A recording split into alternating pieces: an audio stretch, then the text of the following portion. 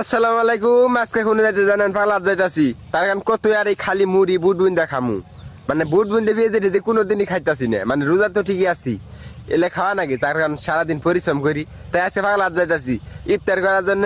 যে কি যে খাই আর কি, মানে মসজিদে খামু নাকি বাজারের মধ্যে খামু, হোটেলে খামু, বুঝতেছি না কিছু। যাই আগে পাগলার, যাই আগে যাই আর দেখি। চোরের মধ্যে যা ট্রাক্টর নামাইছে, আর যাই হোক নামাইছে ভালো হয়েছে, আমার যাওয়া আবার সুবিধা হয়েছে। ট্রাক্টরে চড়ে যা হাই গে, আমার বাড়ির সামনে বালু, এই রাস্তার মধ্যে মনে করেন যে ট্রাক্টর দিয়ে কিন্তু মাটি না যায়। এই ট্রাক্টর দিয়ে মাটি নিয়ে গেলে কিন্তু ক্ষতি হয়, আবার লাভও আছে। আমার জন্য লাভ আছে, কি এর ক্ষতি আমার? আর এই চোরের মধ্যে যে নদী হবো, এটাই সম্ভাবনা বেশি আছে বানোর মধ্যে।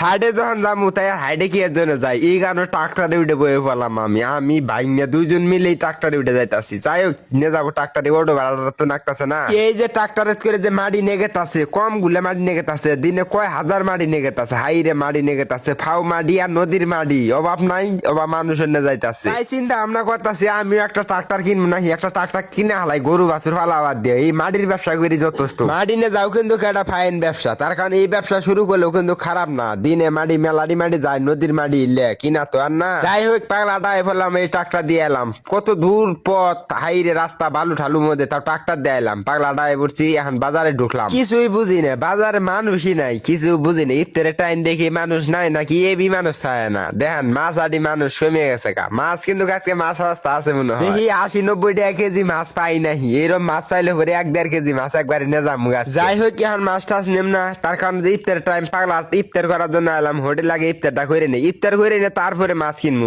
আগে ইফতার করে নি, ইফতার করবা যায় আরে হোটেলে ঢুকলাম, হোটেলেও মানুষ নাই, একটা মানুষও নাই। এখন আমরা একলাই আইলাম, তার কারণ যে আগেই প্রথমে আই বললাম, আস্তে আস্তে মানুষ হওয়া শুরু হইতাছে। সারাদিন রোজা আছিলাম বুঝার নাই, আর আজকে ইফতার মেলা রকম আইডিয়া, এই যে খিচুড়ি ঠিচুড়ি, মানে হোটেলে আমরা এই ব্যক্তি খাম না কিন্তু 2 প্লেট খাম, 2 মামা বাগনে 2 প্লেট খাম। তার কারণ খিচুড়ি তার আন দেখাই না বাড়িতে এত খিচুড়ি ঠিচুড়ি আন দেওয়ার পামো না বা কইরে, তাই হোটেলে খাওয়ার জন্য আই ফেললাম। গুস্ত আছে কিনা তাই দেখতাছি। তারপরে দেখলাম মেলে বলে খালি কালাই দেওয়া বানাইছে, ডিম ভাইজে বলে দিব খালি, কোন কি একটা জ্বালা না। আমরা ভাবছিলাম যে গুস্ত মুস্ত আছে খিচুড়ির মধ্যে। সাইড থেকে এই যে বুট বুন দেয়া, তারপরে মুড়ি আছে, মুড়ি টুড়ি খাম না, প্রতিদিন খালি মুড়ি খাইলে আর ভাল লাগে না। বেগুনি, তারপরে এই যে জিলেপি আছে, জিলেপি বুট বুন দেয়া, তারপরে বেগুনি আলু চপ ব্যক্তি আছে, কিন্তু খালি মুড়িটা বাদে, মুড়ি পছন্দ না। প্রতিদিন মুড়ি চিড়ে চোরের মধ্যে খাওয়া, সারাদিন কাম করে লঙ্গি বিন্দে আই বসে, তার কারণ প্যান্ট পরার সময় ফেনিকে। যাই হোক বাজারটা তো আঙ্গুরে আবার বেশি দূর না, বাজার থেকে আঙ্গুর বাড়ি, এই কারণে লঙ্গি বিন্দে আইলে সমস্যা নাই আমার। আস্তে আস্তে দেন হোটেল লুডো হয়ে গেছে,